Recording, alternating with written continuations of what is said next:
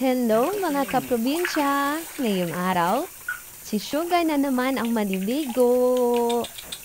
Medyo behave itong si Sugar kaysa kay Mimi at Princess. Kasing edad lang ni Mimi itong si Sugar. Ang napakaingay na yan ay si Mimi yan.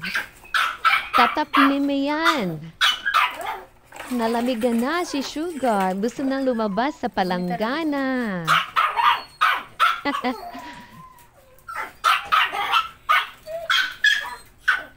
Nililinisan ang tainga.